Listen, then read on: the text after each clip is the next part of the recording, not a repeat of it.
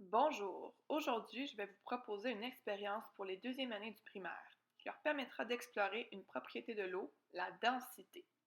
Ça tombe bien parce que explorer les propriétés des liquides et des solides ainsi que leur interaction, c'est une attente du curriculum. Pour réaliser cette expérience, nous aurons besoin d'eau, de 3 œufs, de sel, de 3 contenants de la même capacité, une mesure de cuillère à thé, un fouet pour brasser et du colorant alimentaire. Versez à l'œil la même quantité d'eau dans les 2 premiers contenants. Versez de l'eau pour remplir à moitié le 3e contenant. Déposez un œuf dans le premier contenant. Mesurez 6 cuillères à thé de sel que vous verserez dans le 2e contenant d'eau. Ajoutez quelques gouttes de colorant alimentaire et brassez. Déposez l'œuf dans ce 2e contenant. Magie! L'œuf flotte. Mais est-ce vraiment de la magie? Non, c'est de la science. Versez à nouveau 6 cuillères à thé de sel dans le 3e contenant. Déposez le 3e œuf.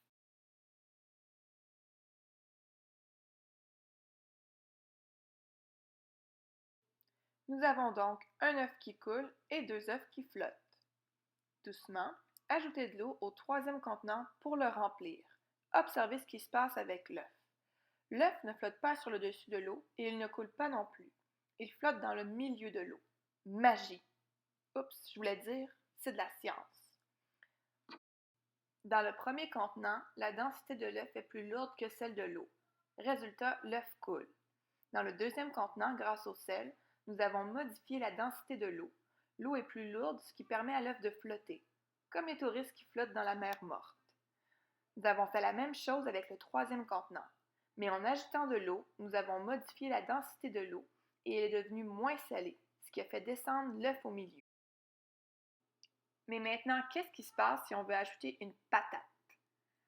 Remarquez, la patate flotte au-dessus de l'œuf sans y toucher, ce qui veut dire que la densité de la patate est plus légère que celle de l'œuf.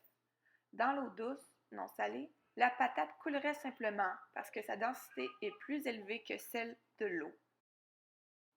Voilà, cette expérience est une situation d'apprentissage favorable pour explorer une propriété de l'eau, la densité. N'oubliez pas d'attirer l'attention des élèves sur certains éléments lors de l'expérience et encouragez-les à faire des hypothèses et à se questionner. Pourquoi est-ce que l'eau est différente dans les 3 contenants? Qu'est-ce qui va se passer avec les œufs? Voilà. Amusez-vous en classe maintenant.